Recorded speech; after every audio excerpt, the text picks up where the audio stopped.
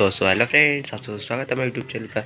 तो आप लोग कैसे हैं? आज हम लोग करेंगे DV medical class 8 Hindi book chapter Hindi Gyan Sagar chapter 4 दोपहर। तो आते हैं नेक्स्ट क्वेश्चन आंसर प्रश्न उत्तर। पहला कविता में से पहला, गर्मी का वृक्षों पर क्या प्रभाव पड़ा? गर्मी की प्रचंडता के कारण पेड़ के पत्ते झुलस गए थे। कुछ वृक्षों के पत्ते तो पूरे झड़ गए थे, जिन्हें देखकर ऐसा लग रहा था मानो बड़े बड़े कंकाल खड़े हों।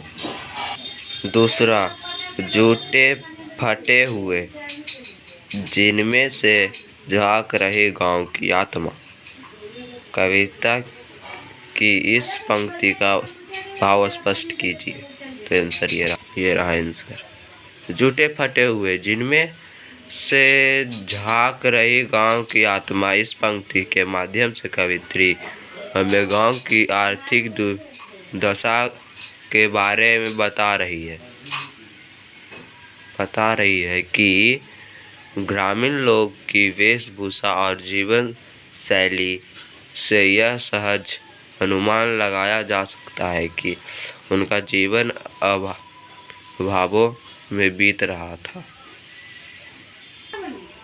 गर्मी में बड़े घर के कुत्तों को प्राप्त सुविधाएं और आम आदमी की मजबूरी की तुलना की। इसका आंसर ये रहा। गर्मी में बड़े घरों के कुत्ते वातानुकूलित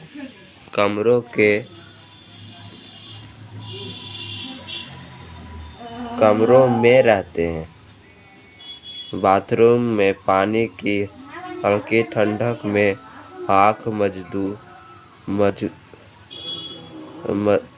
मूंदकर लेटे के लिए गर्मी की ताप सहने के लिए मजबूर हैं। तो इस बात को दर्शाता है कि अमीर घर के कुत्ते आम आदमी से अच्छा जीवन व्यतीत करते हैं। क्वेश्चन नंबर 4, दोपहर बीत जाने के बाद संध्या के समय भी कोई बाहर क्यों नहीं निकलता? दोपहर बीत जाने के बाद संध्या में भी कोई बाहर नहीं निकलता, क्योंकि संध्या में भी गर्म हवा की लहरों से शरीर को कष्ट पहुंचता है। 5वां नंबर, उचित उत्तर पर सही निशान लगाइए। का वृक्ष कैसे लग रहे थे? इसका आंसर होगा कंकालों से। दूसरा नंबर, घोड़ा और आगे कैसे बढ़ता था? चंबुक के बल पर।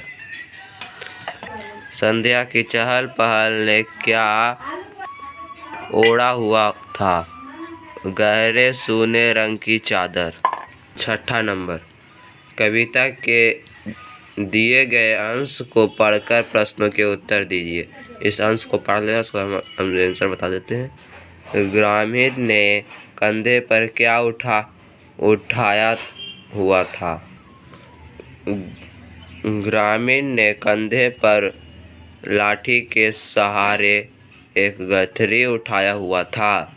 दूसरा नंबर क्वेश्चन, ग्रामीण पाँव आगे क्यों बढ़ाता जा रहा था? ग्रामीण पाँव आगे जिंदा रहने के कठिन कोशिश में बढ़ता जा रहा था। चिड़िया किस कारण से और कहाँ उड़ती छुपती थी? चिड़िया कड़ी धूप से बचने के लिए घर की खपरेलों के नीचे छाया की तलाश में उड़ती छिपती थी। भाषा की बात। 1 नंबर, कविता में आए निम्नलिखित शब्दों के दो पर्यायवाची लिखिए। नभ, इसका जगह गगन और आकाश। ख सर्प का सांप और भुजंग। घर का सदन और आलय। नयन का नेत्र और आँख। दूसरा नंबर, कवि के आधार पर दिए गए विशेष शब्दों के लिए विशेषण लिखिए। एक साइड विशेषण है, एक साइड विशेष। क में सड़कें, विशेषण हो जाएगा काली और विशेष जगह सड़कें तो हो जाएगा काली सड़कें। ख में दुर्बल घोड़े। ग में गरम पीठ। ग में एक ग्रामीण। ड़ में मोटी गठरी। च में फटे जूते। Thank you guys, like share and subscribe.